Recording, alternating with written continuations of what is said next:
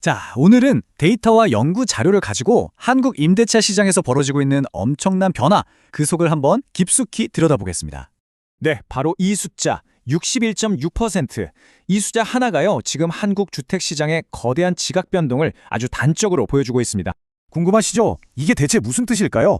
바로 2024년 상반기 전체 임대차 계약 중에서 우리가 흔히 말하는 월세 계약이 차지하는 비중입니다.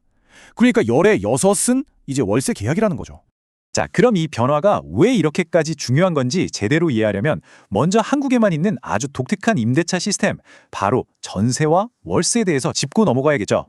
아시다시피 전세는 목돈을 한 번에 맡기고 월세 없이 사는 방식이잖아요. 수십 년 동안 이게 한국의 대표적인 임대 방식이었고 또 내 집 마련으로 가는 아주 중요한 사다리 역할을 톡톡히 해왔습니다. 그런데 말이죠. 이 차트를 한번 보세요. 불과 몇 년 사이에 시장이 이건 뭐 완전히 뒤집혔다고 봐야죠. 전세가 다수였던 시장이 이제는 월세가 압도하는 시장으로 바뀌어버린 겁니다. 그러니까 전세가 사라진다는 말이 더 이상 과장이 아니게 된 거죠. 자, 그럼 여기서 가장 중요한 질문이 나옵니다. 대체 무엇이 이런 역사적인 대역전극을 만들어냈을까요? 네, 지금부터 그 원인들을 하나하나 파헤쳐 보겠습니다. 먼저 가장 직접적으로 눈에 보이는 요인들부터 살펴볼까요? 이걸 보면요, 정말 퍼펙트 스톰이라는 말이 딱 어울립니다. 금리, 집값, 사기 문제, 대출 규제, 이런 경제적, 사회적 요인들이 한꺼번에 겹치면서 전세라는 시스템 자체를 뿌리부터 흔들어버린 거죠. 특히 금리 인상이 정말 결정적이었습니다. 기준금리가 이렇게 가파르게 오르니까 어떤 일이 벌어졌을까요? 전세 대출 이자가 월세보다 비싸지는, 그야말로 배보다 배꼽이 더 커지는 상황이 발생한 겁니다. 그리고 엎친 데 덮친 격으로 전세값은 천정부지로 치솟았죠. 또 뉴스에서 매일같이 전세 사기 이야기가 터져 나왔죠. 이러니 세입자 입장에서는 전세가 이제는 너무 비싸고 위험하구나라는 인식이 생길 수밖에 없었던 겁니다. 자연스럽게 더 안전해 보이는 월세로 눈을 돌리게 된 거죠. 하지만 이야기는 여기서 끝나지 않습니다. 사실 이 표면적인 이유들 밑에는요, 더 깊고 구조적인 힘이 숨어 있었습니다. 바로 대출 보증의 역설이라는 거죠.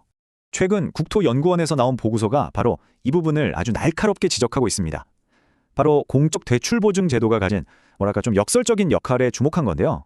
이 제도가 뭐냐면요, 원래 취지는 정말 좋습니다. 자산이 좀 부족한 서민들도 전세를 얻을 수 있도록 정부가 보증을 서주는 일종의 사회 안전망으로 만들어진 거거든요. 자, 바로 이 지점이 정말 아이러니한데요. 보세요. 분명 더 많은 사람들이 전세로 살 수 있게 도우려고 만든 정책인데 그 결과 전세를 찾는 사람이 너무 많아진 거예요. 그러니까 수요가 폭발하면서 오히려 전세값을 끌어올리는 의도치 않은 부작용을 나고 만 거죠. 자, 그럼 이렇게 월세가 대세가 된 시대, 이 새로운 현실은 우리에게 어떤 모습으로 다가오고 있을까요? 이 데이터를 좀 보세요. 전국적으로도 월세 비중이 60%를 넘었지만 특히 서울은 더 높죠. 그리고 아파트가 아닌 주택, 그러니까 빌라나 오피스텔 같은 곳에서는 거의 75%, 네 집 중 세 집이 월세라는 겁니다. 이건 단순한 트렌드가 아니라 시장의 구조 자체가 바뀌고 있다는 확실한 증거입니다. 결국 이 모든 변화는 시장 참여자 모두에게 영향을 주고 있습니다. 세입자들은 당장 매달 나가는 주거비 부담이 커졌고요. 예전처럼 전세를 발판 삼아 내 집을 마련하는 전세 사다리도 이제는 거의 사라져가고 있죠. 집주인이나 투자자들 역시 이제는 목돈을 굴리기보다는 안정적인 월세 수입을 더 선호하게 됐고요. 이런 거대한 변화 앞에서 당연히 앞으로 어떻게 해야 하나라는 질문이 나올 수밖에 없겠죠. 주거 안정을 위한 새로운 정책이 시급하다는 목소리가 커지고 있습니다. 그래서 전문가들이 여러 해법을 제시하고 있는데요. 핵심은 크게 두 가지입니다.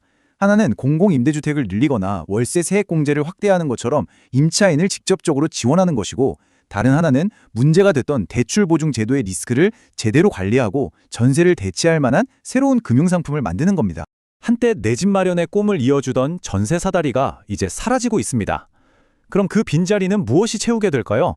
이건 단순히 임대차 시장의 판도가 바뀌는 걸 넘어서는 문제입니다. 어쩌면 한국 사회에서 우리가 집을 갖고 또 삶을 꾸려나가는 방식 자체가 근본적으로 바뀌는 거대한 전환의 시작일지도 모릅니다.